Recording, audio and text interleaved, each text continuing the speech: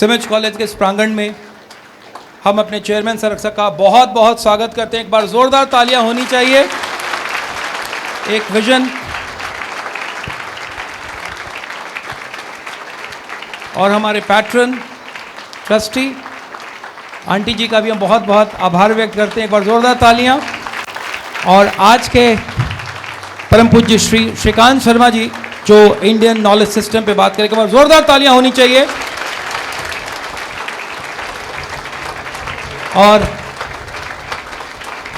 और मैं रिक्वेस्ट करूंगा चेयरमैन सर से कि सर आप बैठे बैठे आपके स्वास्थ्य को देखते हुए मैं चाहूंगा इनके स्वागत में 2 शब्द कहें।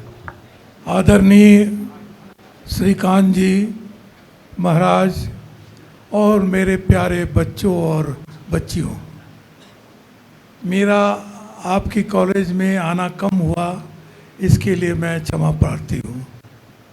अभी बड़ा हॉल बना नहीं है ताकि हम 4000 बच्चों को एक जगह बिठा सकें।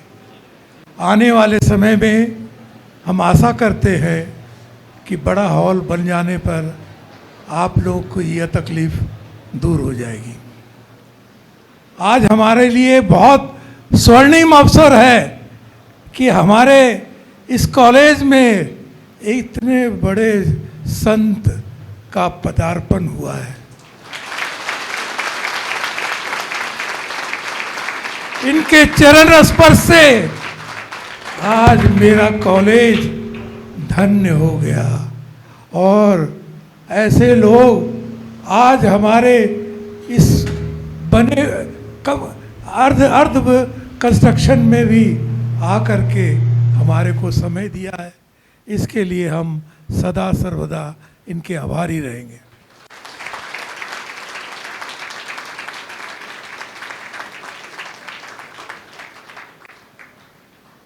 मेरा सदा सर्वदा यही रहा कि हमारे कॉलेज के बच्चे भारत नहीं पूरी दुनिया में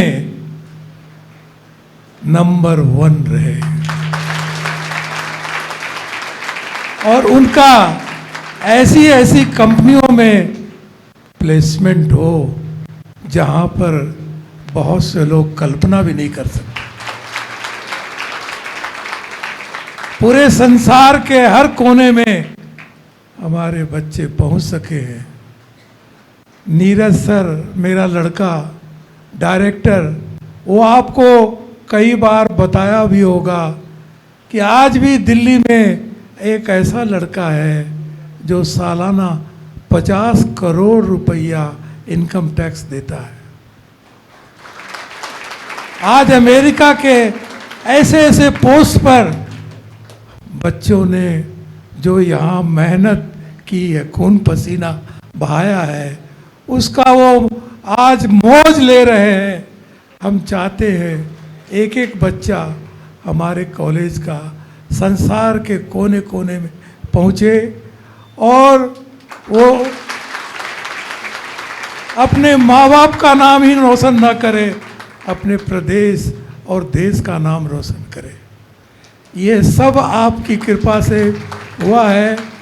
नीरज ने बहुत मेहनत की है, इसके ऊपर में सैकड़ों हजारों झंझावात आए, लेकिन वो सदा सहता रहा और आपकी तरक्की के लिए नित्य नवीन उपाय करके आपको आगे बढ़ाने में सदा सर्वदा सहयोग करता रहा। मैं आपका ज़्यादा समय नहीं लूँगा क्योंकि महाराज श्री अपने व्यस्त कार्यक्रम को छोड़कर यहाँ पर पधारे हैं। मैं उनको अपनी वाणी को विराम देता हुआ उनको माइक देता हूँ। या कुंदेन्दु तुषार हार धवला या शुभ्रमा स्त्रावृता या वीणा वरदण्डमण्डितकरा या श्वेतपद्मासना या ब्रह्माच्युत शंकर प्रभृतिभिः देवै सदा वंदिता सा मां पातु सरस्वती भगवती निःशेषजा व्यापाम।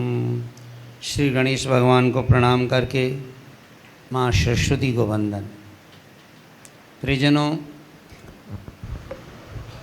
बाबूजी वर्षों से कथा सुनते हैं और मैं राम कथा, शिव कथा, सभी ऐसे गीता प्रेस का नाम आप लोगों ने सुना होगा। किसने नहीं गीता प्रेस का नाम सुना है? हाथ उठाइएगा जरा। गीता प्रेस, हाँ, आज विश्व में सबसे ज़्यादा धार्मिक पुस्तक छापने वाला कोई वो है गीता प्रेस, गोरखपुर के अंदर। आज तक कितनी किताबें छापी होगी? गूगल में जाइएगा, 100 करोड़ किताबें छाप चुका आज तक विश्व का। हमारे घर घर में रामायण, गीता, भागवत 14 भाषाओं के अंदर छापते हैं हम लोग। कहीं भी धर्म शब्द का नाम लेंगे तो गीता प्रेस गोरखपुर। प्रियजनों, तो उससे भी गीता वाटिका गोरखपुर सबसे जुड़ा हूँ मैं। और मैंने एक संकल्प लिया था बचपन में। हम बंगाल में रहते हैं, कलकत्ता, तो वहाँ गौ माता का उतना आदर नहीं है, लोग उसे भोजन समझते हैं वहाँ के लोग। तो मैंने संकल्प किया कि एक गाय रोज़ बचाऊँगा। तो आज मेरे पास 25,000 गाय हैं, बिना दूध वाली हैं, और बहुत बढ़िया गौशाला चलती है। कभी किसी से कुछ लेना होना नहीं पड़ता, सब व्यवस्था कर लेते हैं। तो संकल्प से सब कुछ हो सकता है। अब ज़्यादा समय आपको मैं मेरी वाणी के द्वारा कुछ आपको दूँ, जीवन में आप उतारिएगा। बाबूजी ने कहा कि पूरी दुनिया में हमारे बच्चे हैं, तो ठीक है, क्योंकि जिस बच्चे का संकल्प अच्छा होता है वो महान बन जाता है।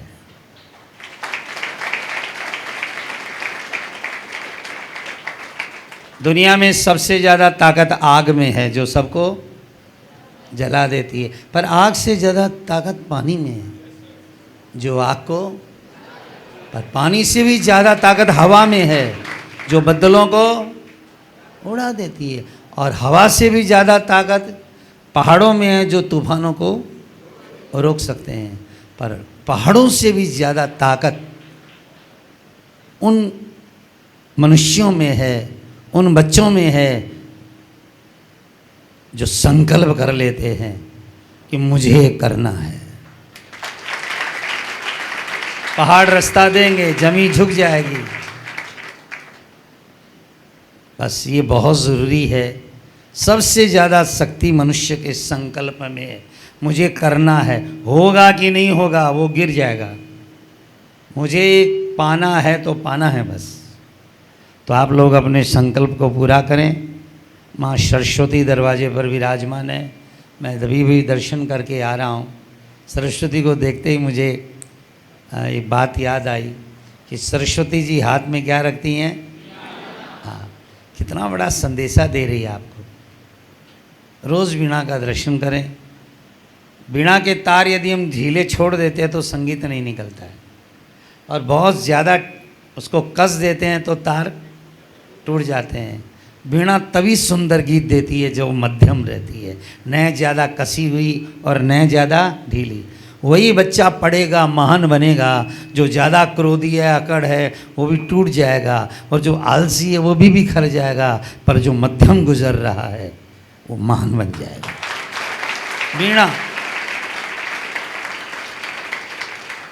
वीणा तभी संगीत देगी जब वो न ज़्यादा कसा हुआ और न ज़्यादा ढीला है, तो पूरी दुनिया को हिला देगी वो।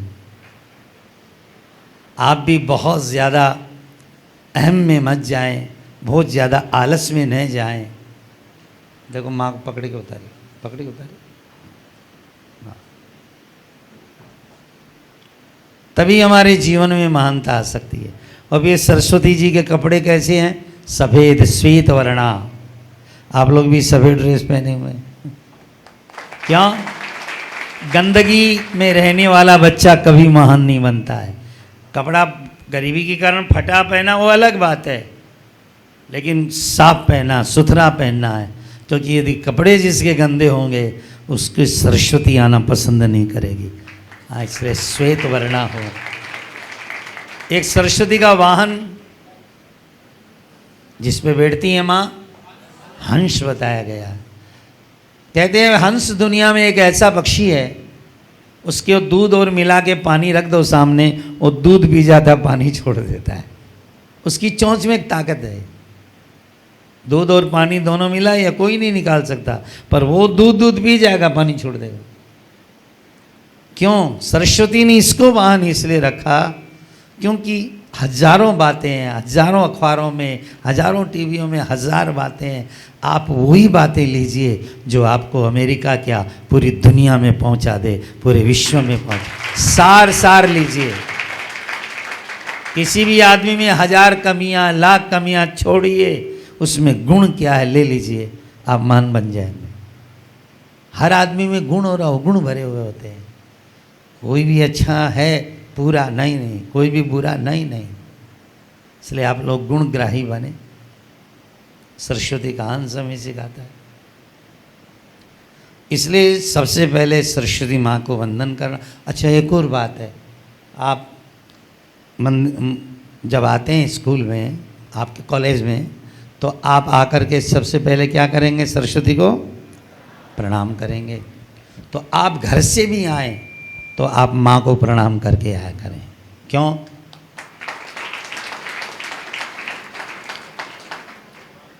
क्योंकि आपके रोटी की व्यवस्था, खाने की व्यवस्था माँ करती है, इसलिए माँ को वंदन करें। अच्छा, माँ भी कैसे करेगी यदि पिताजी साथ न दे?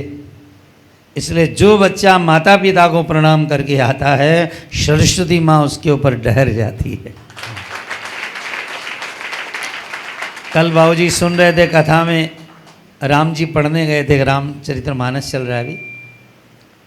तो राजा दशरथ से वशिष्ठ जी ने पूछा, मेरा बच्चा, आपका बच्चा मेरे पाठशाला में पढ़ करके निकला, उसके पहले और आज कोई फर्क पड़ा? हे राम, पहले जैसा ही कि कुछ बदलाव आया? वशिष्ठ जी ने पूछा, क्योंकि कई वर्षों मेरी पाठशाला में पढ़ के निकले हैं। राजा दशरथ ने रोते हुए कहा, महाराज बदलाव क्या, महान परिवर्तन आ गया बच्चों में।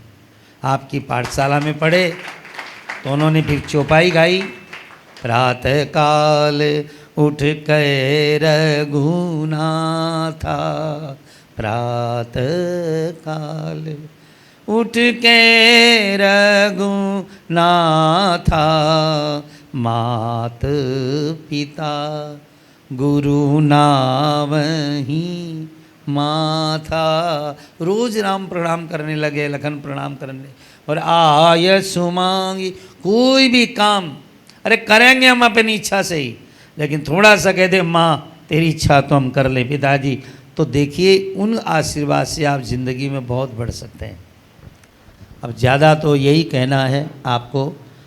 हमारा संस्कृत वाङ्मय में बड़े छोटी सी सूत्र है, उस सूत्रों का नाम है मातृदेवो भव। ये याद रखना चाहिए हम लोगों को, मातृदेवो।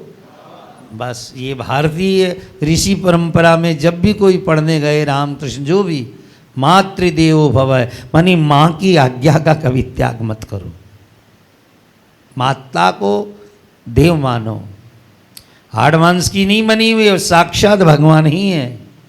पितृदेवो भव, और पिता को भी भगवान की तरह मानो, मतलब उनकी आज्ञा माननी है आपको।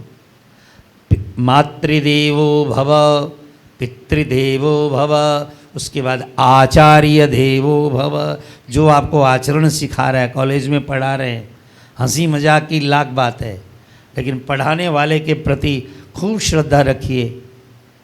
वो जो हैं, जे हैं, जैसे हैं, पर आपके लिए वो ईश्वर है, उनकी आज्ञा का पालन कीजिए।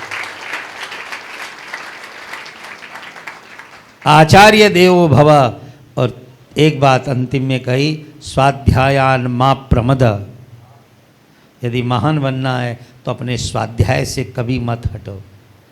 जो आप सुबह उठ करके योग करते हो, व्यायाम करते हो, प्राणायाम करते हो, उसको कभी मत त्यागना, क्योंकि वही तुम्हारी जीवन शक्ति को बढ़ाने वाली बड़ी चीज़ है। तो ये बातें सब हम लोगों को आज याद रखनी चाहिए। माँ, पिता, आचार्य हड्डी मांस के तो हैं ही, लेकिन साक्षात हमारे लिए भगवान है। ये बात मान लो, आप महान बन जाओगे। और एक एकाक्षर उत्तर होता हमारे वेदों में।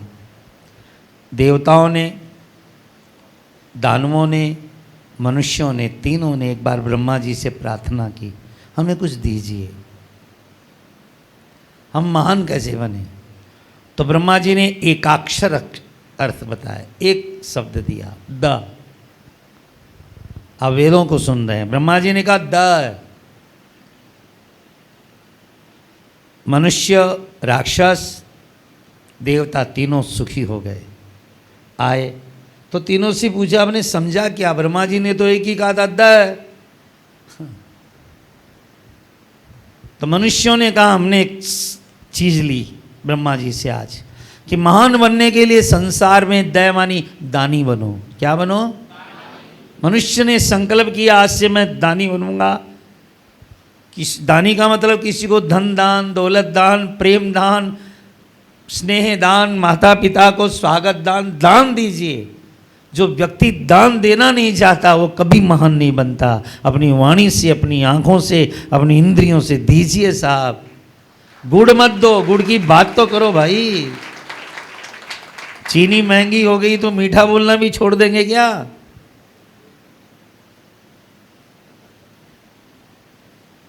ब्रह्मा जी से मनुष्यों को क्या मिला? दानी बनो। आज महान से महान व्यक्ति, चाहे आप आज कॉलेज चल रही हैं, पाठशालाएं चल रही है, विद्यालय चल रहे हैं, लोगों ने अपने समय का दान दिया है, धन दौलत तन मन का दान दिया, तभी आज देश चल रहा है। इसलिए हर मनुष्य को दानी होना चाहिए। केवल धन दान बड़ी बात नहीं है, किसी दुखी को 2 मीठे बोल दान देना सबसे बड़ा दान है। किसी भटके हुए को मार्ग में समय देकर 1 मिनट आपने अच्छा बता दिया तो दानी बनिएगा जिंदगी के अंदर। लेने की इच्छा राक्षस बनाती है और देने की इच्छा देवता बनाती है। आप देने की इच्छा रखिएगा, देखिए आपको ईश्वर कितना देगा। खूब दीजिए, पति हो चाहे पत्नी हो, भाई हो, जो देने का भाव रखता है ना वो महान बनेगा ही बनेगा। और कोई भी पति होगा, पत्नी होगी, लेने की इच्छा रखेगी तो उसको रोना ही पड़ेगा जीवन भर। संकल्प करो हमें देना ही देना है। अच्छा, राक्षसों से पूछा तुमने क्या लिया इससे? उन्होंने कहा हमने दया से लिया, दयालु बनो। क्या बनो? क्योंकि राक्षस हम लोग बड़े क्रूर हैं, काटते हैं, मारते हैं, खून की नदियां बहराते हैं। लेकिन ब्रह्मा जी ने कहा यदि सुखी रहना है तो दयालु बनो, क्योंकि यदि दया रहेगी तो संसार बचा रहेगा। नियम तो राक्षस प्रवृत्ति वाले लोगों को जहर देकर अस्त्रों से, शस्त्रों से काटते मारते रहते हैं। विश्व में जो राक्षस प्रवृत्ति हैं उनको दयालु होना चाहिए। यह ब्रह्मा जी का उपदेश है।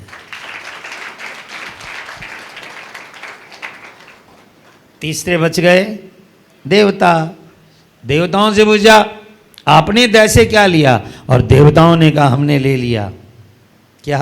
कहा इंद्रियों का दमन करो।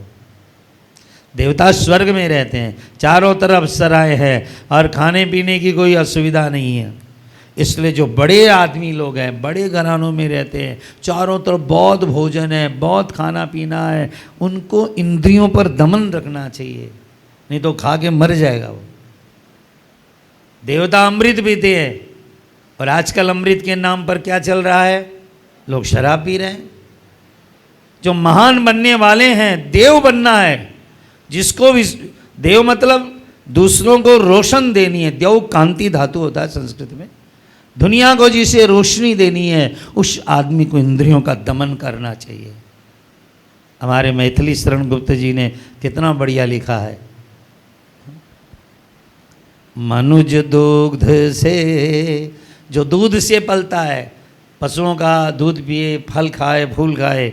मनुज दुग्ध से धनुज रुधिर से। अब जो बहुत रुधिर पी रहा है, मांस खा रहा है, वो मनुज नहीं है, धनुज संज्ञा है उसकी, धनुज है वह। मनुष्य तो वो जिसने अपने द्वारा किसी को दुख दिया ही नहीं। मनुज दुग्ध से धनुज रुधिर से देव सुधा से जीते हैं। देवता अमृत पीते हैं, लेकिन आप लोग इनसे अलग बनिएगा। किंतु हलाहल दुनिया का तो, किंतु हलाहल दुनिया का तो शिव शंकर ही पीते। हजारों बच्चों में एक शिव निकलता है जो दूसरों का दुख दर्द लेने की हिम्मत रखता है। बाकी सुधा पीने वाले, अमृत पीने वाले, दूध पीने वाले, लेकिन किंतु हलाहल दुनिया का तो शिव शंकर ही पीते हैं। हमारे यहाँ गुरुजी कथा करते थे। हमारे गुरु जब समाप्त होती तो कहते थे लोगों को अब चढ़ावा चढ़ाना पड़ेगा। आज तुम लोग कथा समाप्त हुई है, 7 दिन की हैं, तो चढ़ावा चढ़ाना पड़ेगा। लोग सोचते थे क्या बोलेंगे, फिर वो कहते थे नहीं नहीं नहीं, नहीं मेरे को धन नहीं चाहिए। जिन लोगों के पॉकेट में सिगरेट है वो ला के सिगरेट चढ़ा दे, जर्दा वाले जर्दा चढ़ा दे, गंदगी जो खाते पीते हैं वो चढ़ा दे, पर दे के जाना पड़ेगा। यहाँ से अच्छाई ले जाओ और बुराई छोड़ करके चले जाओ। आज हाँ 2-4 मिनट और बोलता हूँ। हाँ, आज कालिदास जी पर लोग हंस रहे हैं। क्या कि जिस डाल पर बैठा था उसको ही, लेकिन हम क्या वो नहीं है? हम भी तो अपनी जिंदगी परमात्मा ने दी है। कोई गलत खा करके, कोई नशा खा करके, कोई सुपारी खा करके, कोई जर्दा खा करके, कोई खैनी खा करके अपनी जिंदगी की डाल को नहीं काट रहा है क्या? और हंस रहा है कालिदास पर। जिंदगी में ऐसा मत खाना जो तुम्हारी जिंदगी की। लाखों लोग कैंसर में तड़प रहे हैं। गोरखपुर में एक कैंसर हॉस्पिटल चलाते हैं हम, बहुत बड़ा हॉस्पिटल है, श्री हनुमान प्रसाद जी कैंसर हॉस्पिटल। हम लोग 250 रुपये में इलाज करते हैं आदमी का। अभी 17 करोड़ की मशीन आई है हमारे, क्योंकि मशीनें बहुत महंगी है। लेकिन जब बच्चों को देखते हैं ना, वहाँ बड़ा दुख होता है। किसी की जीभ काटी जा रही, किसी का गाल काटा जा रहा है, किसी का गला काटा जा रहा है। का जर्दा खाता था। कालिदास बन गए आज हम लोग।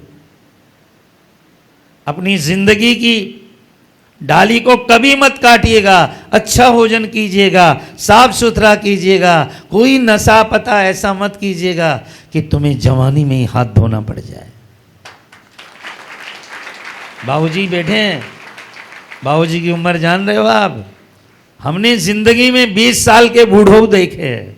20 साल के बूढ़े घर में आलस को कोई काम बोल दो मरे रहते। पर मैंने 90 साल के जवान भी देखे हैं जो काम करने की हिम्मत है। 20 साल के बूढ़े और 80-90 साल के इस दुनिया में है जो कर्तव्यनिष्ठ है। चलिए मैं आपको आशीर्वाद देता हूं। अब आपका कोई प्रश्न हो तो बोलिए, भगवत संबंधी या आगे बढ़ने संबंधी कोई प्रश्न हो तो 2-4 प्रश्न का उत्तर देंगे। सर जैसे कि हम लोग सब कोई जानते हैं, हम लोग जो पूजा पाठ करते हैं तो हम लोग शिव को, देवी दुर्गा को, कृष्णा को, राम को, सब कोई को मानते हैं, लेकिन उनकी बातों को कोई नहीं मानते हैं। तो हमें क्या करनी चाहिए कि उनकी बातों को हम लोग माने? हम लोग राम को मानते, कृष्ण को मानते हैं, दुर्गा को मानते हैं, पर उनकी बातों को नहीं मानते। इसीलिए तो भारत बार बार आक्रांताओं के द्वारा दुखी हुआ। आपको पता है, हम लोगों ने कह लिया अस्त्र शस्त्र मत उठाओ, ये मत करो, ये मत करो। इसलिए भारत के ऊपर कितने 600 साल तक, 250-300 साल अंग्रेज राज करके चले गए। क्यों? क्योंकि हमने दुर्गा को माना, पर दुर्गा की तरह अस्त्र नहीं उठाया हमने। बेटियों को चाहिए अस्त्र शस्त्र चलाना सीखे। केवल स्कूल कॉलेज में नाचने का नहीं होना चाहिए। एक पीरियड आपके जीवन का, साल में चाहे महीने में, अस्त्र शस्त्रों का भी होना चाहिए कि आप पर आक्रांत हो जाए। जुड़े सीखिए, कराटे सीखिए, अस्त्र रखिए, शस्त्र रखिए अपने हाथ में, तलवार रखना और बढ़िया ये रखना, लेकिन आप ध्यान रखें दुर्गा माँ बने। दुर्गा ने दुष्टों को मारा, सज्जनों को नहीं मारा। हाँ, अस्त्र शस्त्र आ जाए, आप किसी को भी मार दें। राम को माना। आज हमारे यहाँ क्या भजन गाते हैं? जाही विधि राखे राम, ताही विधि रहिए, सीताराम सीताराम, जाही विधि राखे राम। ये ठीक है क्या? ये प्रश्न जो भैया ने किया है, इसमें ये जमती नहीं है बात। जाही विधि राखे राम, ताही विधि, ये रुला देगा, दुखी कर देगा, भारत को भिखारी बना देगा। जाही विधि रहे राम, ताही विधि रहिए। राम जी ने कैसा कष्ट सहा, 14 साल वन में रहे। विश्वामित्र के यज्ञ में अस्त्र उठा करके कितने राक्षसों को मारा। राम जी का पूरा जीवन युद्ध से भरा पड़ा है, पर कभी भी उन्होंने असमर्थ पर अस्त्र नहीं उठाया। जाई विधि राखे राम नहीं, जाई विधि रहे राम। हमें भी भारत के लिए, अपने परिवार के लिए वैसे रहना है जैसे राम बने। राम को जरूर पढ़िएगा यदि आप थोड़ा सा भी अपना समय निकालते हैं, क्योंकि राम राम है, राम जैसा कोई दूसरा नहीं है। लेकिन जाही विधि रहे राम। धरती पर सोना 14 साल तक, 14 साल वन यात्रा करना। कहना बहुत सरल है वन यात्रा, सिनेमा में तो जंगल अच्छा लगता है, पर 4 दिन रहना पड़े तो बिना व्यवस्था के पता चल जाता है। 14 साल तक माँ पिता ने कह दिया, माँ ने कह दिया वन जाना है, कोई तकरार नहीं की श्री राम जी ने। पता है आपको? चले गए। और कोई आज का बेटा होता तो कहता बाबूजी आप और माता जी दोनों जाओ जंगल में, हम क्यों जाएंगे। और गुरुवर थे त्यक्त राज्यो। इसलिए भैया जी का प्रश्न बहुत सुंदर है। आज शिव जी का गुण तो ले लिया लोगों ने कि शिव जी तो भांग खाते हैं, धतूरा खाते हैं। शंकर जी का कहना है ऐसा कौन सी वस्तु है जो मेरे पे नहीं चढ़ती है। सांप चढ़ा दे, बिच्छू चढ़ा दे, भांग चढ़ा दे, पर तू उपयोग करे ठीक थोड़ी है। जीवन में अच्छाइयों का उपयोग करे। भगवान शंकर से भी शिक्षा मिलती है। बस आप समाधिस्थ रहिए। आप जिस व्यक्ति को लगता है कि मैं पढ़ाई में बहुत कमज़ोर हूँ, बहुत 19-20 हूँ, मेरी यादाश्त को, उसको बस ज़्यादा नहीं खर्चा है, रोज़ 1 लोटा शिव जी पर चढ़ाना चाहिए। देखिएगा साल भर में आपकी बुद्धि में कितना परिवर्तन आएगा। करके देखिएगा। हम प्रतिज्ञा के साथ कह रहे हैं, एकदम परिवर्तन हो जाए। 1 लोटा पानी कितनी कीमत है इसकी? करोड़ों अरबों रुपए से भी ज़्यादा कीमत है। आदमी सोने हीरे के बिना रह सकता है, पर पानी के बिना। 1 लोटा शिव पर चढ़ा दिया, आपने 7 समंदर चढ़ा दिए महादेव। सबसे कीमती चीज़ है बाबू जी। तो इसलिए भैया जी ने बड़ा अच्छा प्रश्न किया कि उनके आचरण मानो। कृष्ण का आचरण कितना सुंदर है। भगवान कृष्ण बैठिए। भगवान कृष्ण पर जितनी विपत्ति पड़ी बेटी किसी पर नहीं पड़ी होगी।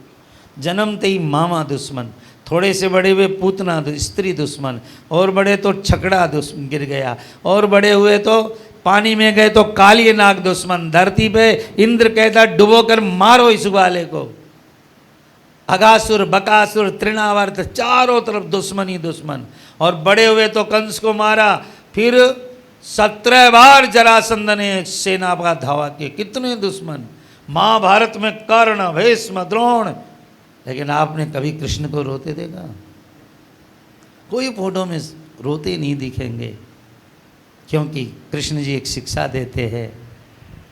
बांसुरी बजाते हैं कृष्ण जी। जब बजाते हैं बांसुरी की तान से सीख ले ए जिंदगी, लाख सीने में जख्म हो गुनगुनाना चाहिए। अरे परिवार में, घर में, समाज में तो जख्म होंगे ही होंगे। बस अंतिम बात कह देता हूँ, आप लोग फुल्का खाते हैं रोटी, पर रोटी की ज़िंदगी के बारे में कभी आपने सोचा? गेहूँ काटा गया, खेत से पहले काटा गया, पीसा गया, गूथा गया, काटा गया, पीसा गया, गूथा गया, फिर भी गेहूं से सबक लेना दुनिया भूल जाती है। पेट भरना है किसी का ये सोच करके रोटी तवे पे खुशी से फूल जाती है। काटा गया, पीसा गया, गूथा गया, पर किसी का पेट भरूंगा ये सोच करके रोटी खुशी से फूल जाती है। धन्यवाद।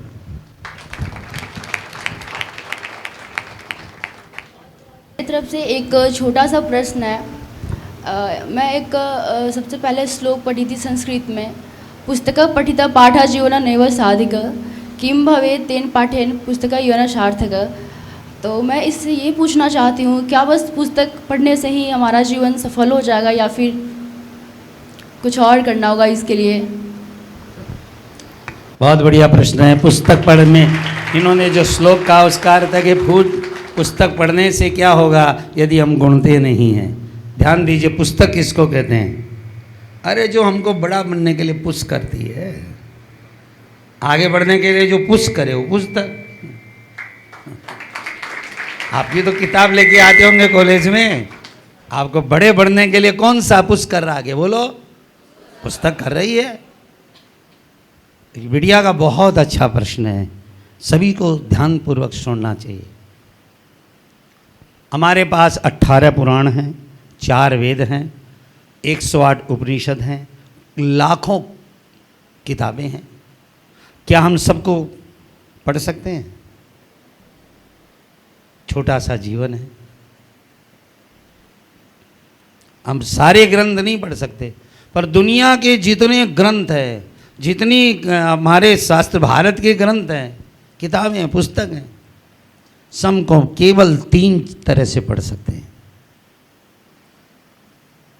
बस केवल 3 बातें याद रखिएगा। श्रवण, जो गुरु कह रहा है उसे ढंग से सुनो। बच्चे इधर करते हैं, इधर देखते हैं, सुनते ही नहीं है तो पढ़ेंगे क्या? पहला श्रवण है, गुरु बोले, मास्टर जी बोले, माता पिता, श्रवण करो, कोई चीज़ों का श्रवण ढंग से करो, श्रवण। और दूसरा सुन लिया, उसके बाद मनन, मेरे लायक इसमें कौन कौन सी बातें हैं, उसका मनन करो, हाथों हाथ उसको नोट कर लो कागज़ पे। आज ये सुना था और ये मैं मनन किया हूँ। और तीसरा आचरण, बस उस पर निकल जाओ, आप महान बन जाओगे। आजकल श्रवण तो बहुत है, 1-1, 2-2 लाख आदमी हम लोगों की कथाओं में हो जाते हैं। श्रवण बहुत है, पर मनन में थोड़े से लोग जाते हैं, और आचरण में कोई माई का लाल इक्का दुक्का जाते ही नहीं है। रामायण सुनेंगे, भागवत सुनेंगे, लेकिन आचरण कहाँ है? श्रवण में भीड़ है, मनन में थोड़े, आचरण में तो कोई इक्का दुक्का जाता है। इसलिए याद करिए, श्रवण ठीक होना चाहिए हमारा। दूसरा, फिर मनन, उस पर विचार करो, मनन अच्छा हो। और उसके बाद 100 बातें सुनी, उसमें से 4 बात का मनन किया और 1 आचरण करके आप दुनिया के सबसे बड़े हिमालय पे चढ़ सकते हो। आचरण करना पड़ेगा।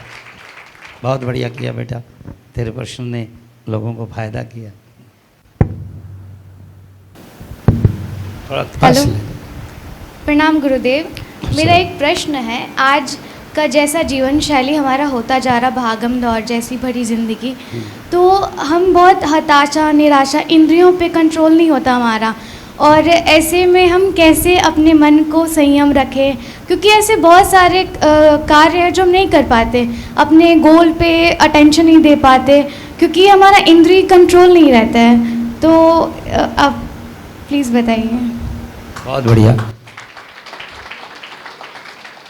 इनका कहना है कि इस भाग दौड़ की ज़िंदगी में, आज तो बेटा बहुत अच्छी ज़िंदगी हो गई। हम जब पढ़ते थे 50 साल पहले, तब लालटेन में तेल डलाने जाते थे 1 किलोमीटर, फिर घर के अंदर, अब तो जलाते हैं, लाइट जल जाती है, फिर बिलोना पड़ता था माँ को, तो पहले 2-4 घंटा उसमें लग जाता था। चूल्हे में लकड़ियाँ जलानी पड़ती थी, 4 घंटा उसमें लग जाता था। खेत से अनाज उठा के लाना, पहले जितना काम था आज कहाँ काम है। आज तो मिक्सी में बटन दबाना पड़ेगा, चटनी बन जाएगी, गैस जलाती रोटी बन जाएगी। बेटा सही बोलूं, सही ये है कि आज समय नहीं है, ऐसा नहीं है, बेकार काम ज़्यादा बढ़ गए हैं, फालतू काम ज़्यादा बढ़ गए हैं। मोबाइल में 1 घंटा, इधर 1 घंटा, उधर देखा 1 घंटा, 2 घंटा उधर। जिस दिन आदमी संयम कर लेगा कि मुझे 4 घंटा घूमना है, फिरना है, मोबाइल देखना है, पर उसी रंग से 4 घंटा मुझे पढ़ना है, एकदम नहीं हटना है, बनिया का तराजू जिस दिन ठीक हो जाएगा तुम महान बन जाओगे। 4 घंटा खेलो, 5 घंटा कूदो, 6 घंटा घूमो, पर 6 घंटा पढ़ो। उसमें न मोबाइल चाहिए न कोई दोस्त और दोस्त चाहिए। कर लो संकल्प, जीवन के अंदर बन जाओगे महान। आज पता है आपको, अब जाकर के हमारे यहाँ अनाज बहुत हो रहा है, लेकिन क्या हो रहा था, पहले पानी हमारे पास था, खेत हमारे पास था, बीज हमारे पास था, फिर भी देश भूखा था, क्योंकि लोग निठल्लू हो गए थे। इसलिए आप अपने समय की एक दिन लिस्ट बना लीजिए, मैंने सुबह से 24 घंटे में क्या किया, पता चल जाएगा फिजूल कितना है, अच्छा कितना किया। बहुत बढ़िया प्रश्न बेटा, बहुत बढ़िया। लोगों को समय का 1 मिनट की क्या कीमत है? 1 साल की कीमत वो विद्यार्थी जानता है जो फेल हो गया है। 1 साल की क्या कीमत होती है? 1 महीने की क्या कीमत है वो माँ जानती है, जिसके बेटा 8-9 महीने में बच्चा होता है, 8 महीने में हो गया, कैसे पालेगी उसको। 1 महीने और रह जाता तो कितना बढ़िया होता है लड़का, पर 1 महीने की कीमत वो माँ जानती है, जिसको 8 महीने में बच्चा हो गया। 1 दिन की कीमत वो जानता है। आहा, जो सुबह से मजदूरी करने निकलता है, घर में पत्नी बीमार है और माँ बीमार है, बच्चे भूखे हैं, और वह लेके निकला रिक्शा, लेके निकला सामान उठाने, और किसी कारणवश हड़ताल हो गई और उस दिन रोटी नहीं पहुंची और सबको भूखा सोना पड़ा। वो गरीब जानता है 1 दिन की कीमत क्या है, हम क्या जानेंगे। और आइए, 1 घंटे की कीमत क्या है। 1 घंटे हम लोग अखबार में काम करते थे पहले, अब रात में 10-11 बजे अखबार निकलना ही चाहिए। तो अखबार वाले जो छापने वाले होते हैं ना, वो रात को 10 से 12 बिल्कुल उनको समय नहीं होता। 1 घंटे की कीमत वो अखबार वाले जानते हैं, जो छापना था 11 बजे तक और सामान इकट्ठा नहीं हुआ, क्या हड़बड़ मस्ती है। 1 घंटे की कीमत वो अखबार वाले जानते हैं, जिन्हें कल सुबह सुबह हर आदमी के घर पे दरवाजा अखबार पहुंचाना है। और 1 मिनट की भी कीमत है। आपने कभी सोचा 1 मिनट की क्या? 1 मिनट की कीमत है। वो आदमी जानता है कि गोली सामने से निकली, हे भगवान 1 मिनट लगी, बच गया। एक्सीडेंट हो, बाइक लेके जा रहे, 1 क्षण लगा, नहीं तो आज तो क्या होता हमारा, उसकी भी कीमत है। और लेकिन माइक्रो सेकंड भी हो गई आजकल तो घड़ियों में। माइक्रो सेकंड की कीमत वो धावक जानता है, जिसे गोल्ड मेडल मिलते मिलते।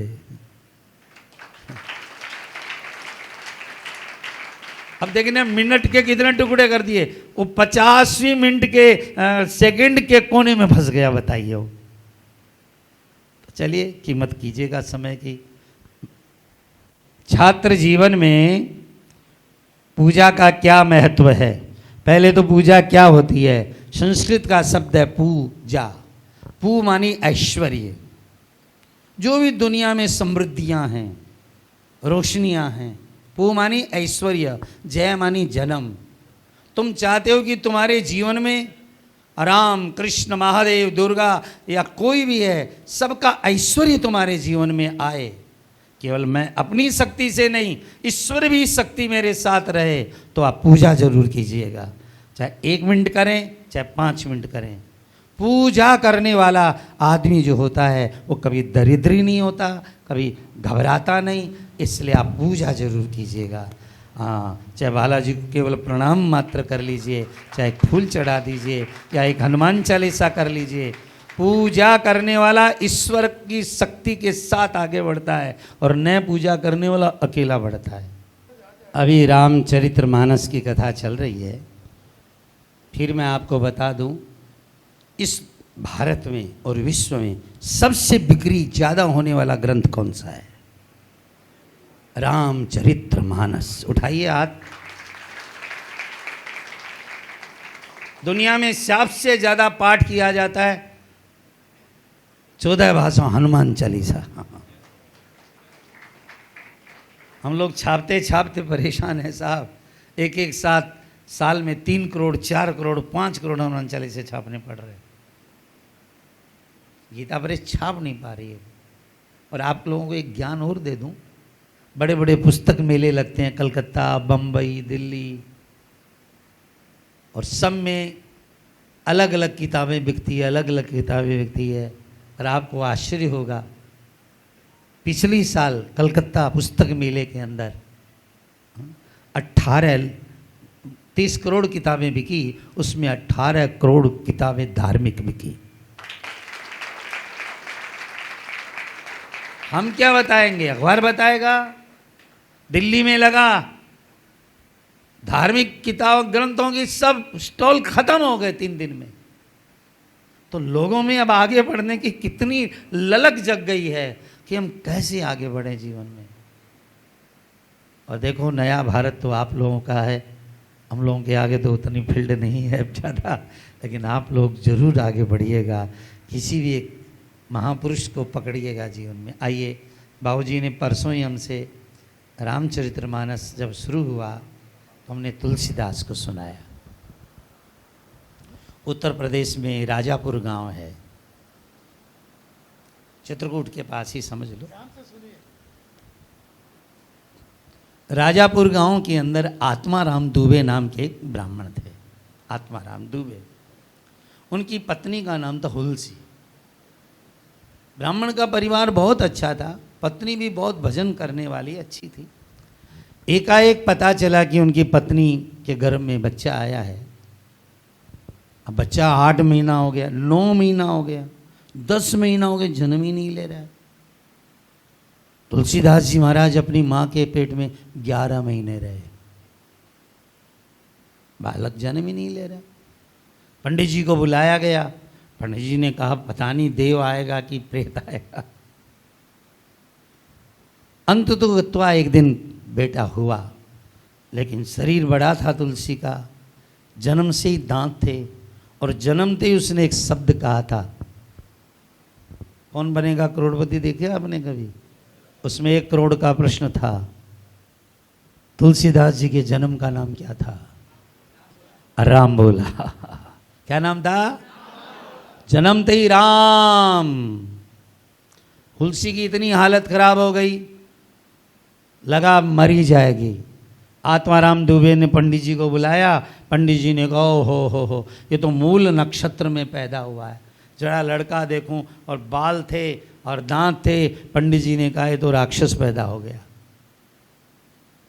निकालो इसको, घर से निकालो। तुलसी की हालत बहुत खराब थी। उसने कहा, नहीं, मेरे बच्चे को निकाला न जाए, मैंने बड़ी मुश्किल से पाला है। पर बार बार कह रहा था पंडित जी, गांव की चर्चा हो गई, राक्षस पैदा हो गया, अरे मत रखो, फेंक आओ जंगल में, मुंह देखोगे मर जाओगे आत्माराम जी। अंत में तुलसी की हालत ऐसी खराब हो गई कि उससे एक चुनिया जो दासी थी, दाई थी पास में, उससे कहा, देख बाहर बड़े बड़े आवाज़ आ रही है, तो मेरे बच्चे को पाल लेना, लो मैं तुझे देख के जाती हूँ। कह के तुलसी मर गई। अब आत्माराम दुबे को पक्का हो गया राक्षस हुआ है, जन्मते ही माँ को खा गया। चुनिया ने उसको पाला, गोद में लिया, पर आत्माराम जी ने कहा, पहले निकल यहां से, नहीं तो इसको मार दे। वो लेके अपने घर गई, उसका पति पहले ही डंडा लेकर खड़ा था। अरे वो नहीं देखेंगे मुँह तो हम क्यों देखेंगे इसका मुँह, निकल यहाँ से। अब चुनिया क्या करे उस बच्चे का। अंत में अपने पीहर चली गई वो और कहा कि तुलसी जी का बच्चा ये है और वो रही नहीं तो मैं पाल करके बड़ा करने लाई हूँ। किसी तरह अपनी इज्जत बचाई और बच्चे को 6 साल का किया। बहुत गरीबी से जीता हुआ तुलसी अंत में जाते जाते दुर्भाग्य ने फिर दरवाजा खोला। एक दिन चुनिया भी मर गई, पालने वाली भी गई। गांव वाले बोले तो प्रेत ही है। और तुलसी का वो मासूम चेहरा दरवाजे पर जाता, लोग दरवाजे बंद कर लेते। रे नहीं नहीं, अपने बच्चों पर छाया न पड़ जाए, मर जाएंगे। अब भूखा तुलसी क्या करे। गांव में कहीं जीवन होता, वहां जूठी पत्तल कुत्ते खाते थे, उसी के साथ चाटता था तुलसी। तुलसी का जीवन 8 बरस के किसी तरह हुए, गांव वालों ने निकाल दिया बाहर, पीपल के पेड़ के नीचे बैठे हैं। लोग कहते हैं मरता भी नहीं है, ये गांव का कलंक क्यों हमारे गांव में आ गया। लेकिन तुलसी देखते थे सामने एक शिव मंदिर है, वहाँ लोग फल चढ़ा के जाते हैं, चावल चढ़ा के जाते हैं। बस उन्हीं शिव के चढ़े चावलों को खा खा के तुलसी बड़ा हो रहा था, बिल्व पत्र खा के बड़ा हो रहा था। भगवान शंकर को दया आ गई, पार्वती से बोले पार्वती ये बच्चा महान विश्व का कवि बनेगा, जा तुम रक्षा करो। पार्वती जी रोज आती थी, बेस बदल के बुढ़िया माँ रोज खीर खिला कर जाती। 10 साल का हो गया तुलसी, पर गांव वालों ने कहा एक भूतनी आती है जो रोज खाना खिला जाती है इसको। बताइए आप, पकड़ो रे पकड़ो, उसको भी पकड़ो। रात रात भर जगते उस बुढ़िया माई को खोजते, और वो तो पार्वती अम्मा थी। तब भगवान ने, शंकर भगवान ने, क्योंकि वो पूजा करता था, तुलसी रोज जल चढ़ाता था, कहता था बाबा हमारे पास कुछ नहीं है, एक लोटा पानी है। बाबा को दया आ गई। एक नरहरिदास जी महाराज संत थे उस जमाने के, वो रहते थे तो वहाँ से 100 कोस दूर थे, पर भगवान ने सपन दिया जाओ अमुक गांव के अंदर मंदिर के अंदर राम बोला बैठा है, उसको पढ़ाओ लिखाओ। अब संत पैदल चल करके आए, सपना दिया भगवान ने। आ करके देखा राम बोला। लोगों ने कहा महाराज यही राम बोला है, पर आप इसको छूना मत, मर जाओगे। माँ मर गई, बाप, और पता चला कि आत्माराम जी गए, बाप भी मर गया। अब देखिए क्या हो। तब संत अपने साथ ले गए, ज़्यादा कहने की आवश्यकता नहीं। संत जी पढ़ रहे थे, एक श्लोक पूजा कर रहे थे बैठकर। रामो राजमणि सदा विजयते, रामं रमे शंभजे, रामेण निहिता निशाचर चमु, रामाय तस्मै नमः। और तुलसी जी तो राम बोला वहीं बैठा था, उसने पूरा श्लोक सुना दिया, पूरा श्लोक सुना दिया। गुरुजी ने कहा क्या तेरे को पहले से याद है? कहा नहीं, आपने गाया, मैंने याद कर लिया। गुरुजी ने 10 श्लोक गाए, राम बोला ने 10 सुना दिए। गुरु ने गले लगा लिया, ऐसा हीरा एक बार सुनने से याद। वाह बेटा वाह। काशी ले गए, शेष सनातन की विद्यालय में गए, जो खर्चा लगेगा मैं दूंगा। शेष सनातन जी बड़ा विद्वान लड़का, हीरा है हीरा। उन्होंने 10 मंत्र बोले वेद के, उन्होंने 10 सुना दिए याद। प्रतिभा आकाश से नहीं आती है बच्चों, प्रतिभा अच्छे कर्मों से आती है जिंदगी में। इसलिए महान बनने की प्रतिभा तुम्हारे कर्म लाएंगे जीवन। हाँ 2 मिनट की कथा और है। बाबूजी ने जो कहा वहीं पर पढ़ करके तुलसी विद्वान बने, ज्ञानी बने, बहुत ज्ञानी बने। 12 साल तक वेदाध्ययन किया, व्याकरण अध्ययन किया। और एक दिन पता चला कि गुरुजी भी चले गए, साहब ने साथ छोड़ दिया। पर गुरु जाते जाते कह गए थे, बेटा राम ही को तन, राम ही को मन, राम ही की सारी चतुराई, बेटा राम मत छोड़ना, राम राम राम राम। तुलसी सुबह से शाम तक गुरु की वचनों पर विश्वास किए। एक पेड़ में पानी डालते थे, एक भूत आ गया, वरदान मांगो। अब बताइए, भूत भी कोई वरदान देता है? पर अच्छे दिन आते हैं ना, यही होता है। उन्होंने कहा राम का दर्शन करा दो। कहा राम का दर्शन कराता तो मैं भूत क्यों होता? हाँ, हम हनुमान जी से मिला सकते हैं, क्योंकि जहाँ हनुमान जी रहते हैं भूत पिशाच माँ निकट नहीं आवे। तो बताया कि अमुक कथा में चले जाइए, वहाँ एक बूढ़ा बैठता है पीछे, वो हनुमान जी है। अब भूत ने कह दिया, तुलसीदास जी ने हनुमान जी के पैर पकड़ लिए, बहुत रोए। अंत में हनुमान जी प्रकट हो गए और कहा तुलसी मेहनत करो, जप करो, साधन करो। चित्रकूट में जाकर तुलसी ने वहाँ तप किया। हनुमान जी की कृपा से वहाँ राजा राम का दर्शन हुआ। और उसके बाद तुलसी की उम्र 40 से आगे हो चुकी थी। तब तुलसीदास जी ने भारत के सारे तीर्थों का भ्रमण किया। रोटी टुकड़ा मांग करके खा लेते थे, पर ईश्वर पर पूर्ण विश्वास। संवत 1616 में 1631 अयोध्या में बैठ करके उन्होंने रामचरितमानस लिखा। 2 साल लगे। हनुमान जी ने सारी व्यवस्था की, कलम की, चने की, गुड़ की, हनुमान जी महाराज ने व्यवस्था की। और विश्व का सबसे बड़ा कवि, देखिए तुलसी जैसा महान कवि कोई नहीं हुआ ब्रह्मांड में, जानते हैं आप? अरे नानक जी महान है पर अपने पंथ में लग गए, दादू जी महान अपने पंथ बना लिया, पर तुलसीदास इतने महान है उन्होंने कोई पंथ नहीं रखा। खुला आकाश, खुला आकाश। सीताराम चरण रति मोरे, अनुदिन बढ़ही अनुग्रह। तो कौन नहीं जानता तुलसी को?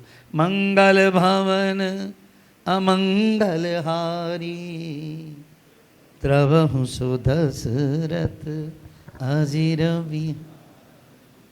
500 बार से ज़्यादा रामचरितमानस को जलाया गया। इतिहास पढ़िएगा। चौराहों पर ख़त्म कर दिया रामायण पढ़ने वाले ब्राह्मणों को। जिसके घर में रामायण मिली आग लगा दी गई घरों में। 500 से ज़्यादा बार देश देश में औरंगजेब के समय और लोगों के समय तुलसीदास की रामायण जलाई गई, पर जलाने वाले सब जमी में मिल गए। तुलसी की रामायण आज भी घर घर में जय जय जय हनुमान गोसाई कृपा करो। तो कहाँ पत्तल चाटने वाला दुखी कोई साथ नहीं हुआ। आज 500 वर्ष से ज़्यादा बीत गए तुलसी को। तुलसी का निर्णय ब्रह्मांड में महान निर्णय है। आइए इन्हीं के साथ आप में भी कोई तुलसीदास पैदा हो। भगवान न करे ऐसे कष्ट हों, लेकिन आप पर गोविंद की कृपा हो, राम की कृपा हो। इन्हीं भावनाओं के साथ आशीर्वाद देता।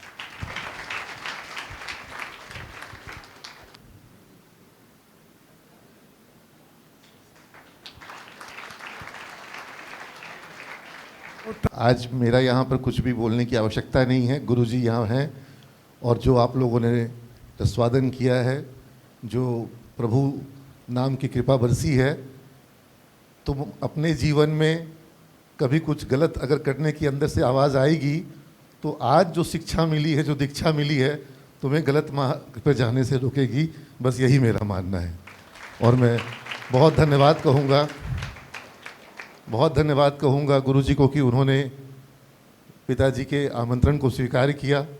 बहुत धन्यवाद कहूँगा माता पिता को कि उन्होंने मुझे यह आदेश दिया कि इस तरह का एक आध्यात्मिक वातावरण का निर्माण संस्थान में हो।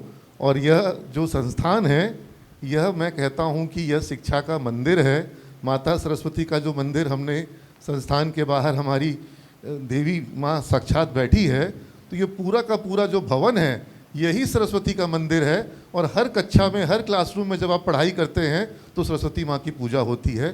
सरस्वती माँ का पूजा का सबसे बेहतर तरीका यही है। मैंने उस मंदिर का नाम रखा है संकल्प मंदिर। माता से, सरस्वती माँ से आपको कुछ मांगना नहीं है, अपना संकल्प लेना है, अपना संकल्प माता को बता देना है। तुम्हारे अंदर इच्छा शक्ति और तुमको सही राह दिखाने का काम जीवन में, वो अंदर से तुम्हारे को वो रास्ता दिखा देगी। यह माता सरस्वती की कृपा तुम पर जरूर होगी। मैं आग्रह करूंगा पिताजी से कि वो गुरुजी को अंग वस्त्र उड़ा करके उनका सम्मान करें।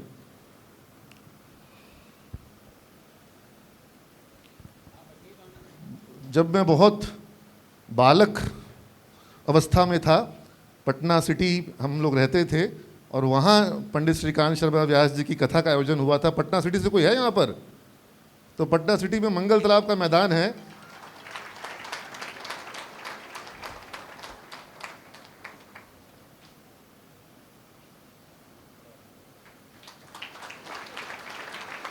हरि बोल।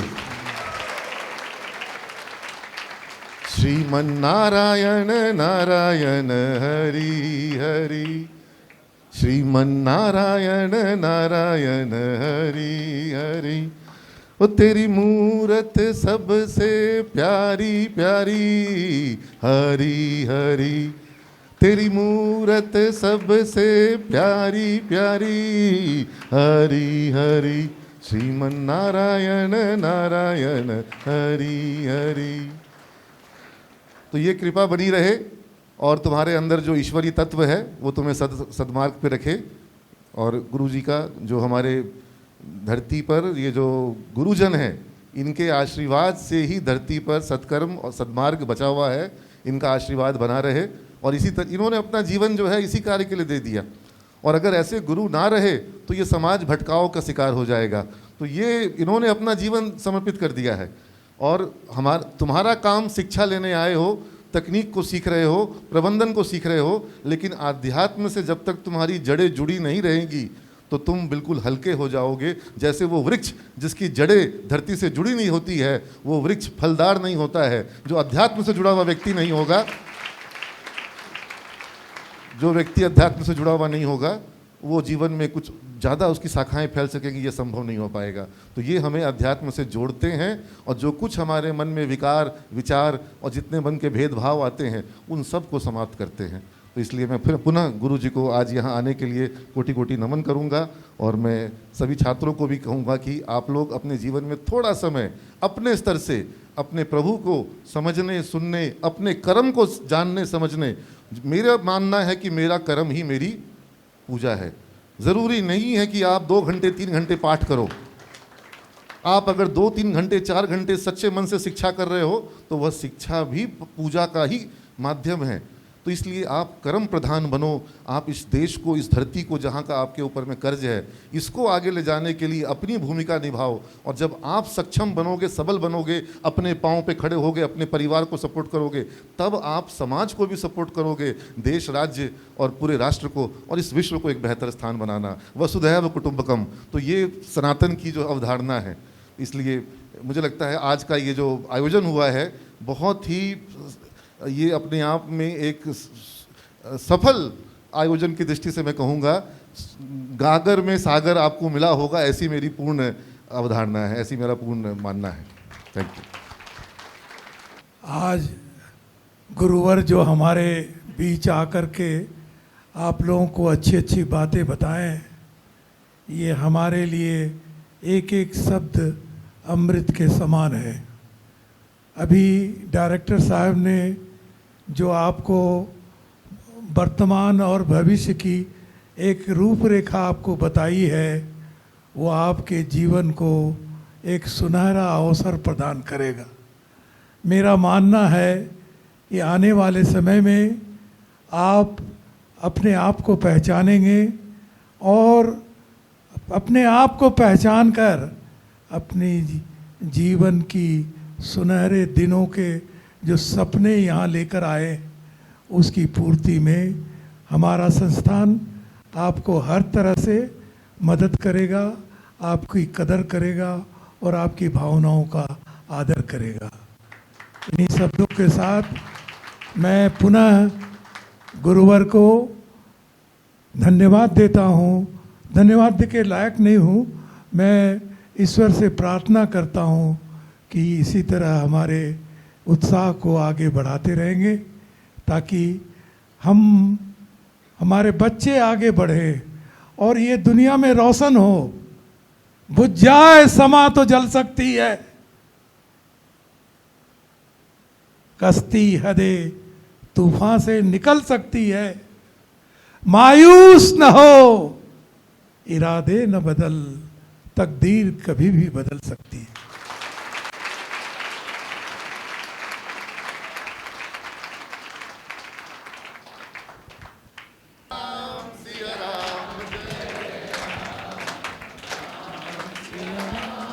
सिया राम जय जय राम।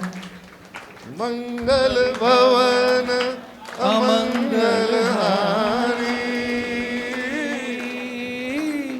द्रवहु सुदर्शन अजर बिहार। नमः पार्वती पते हर हर महादेव।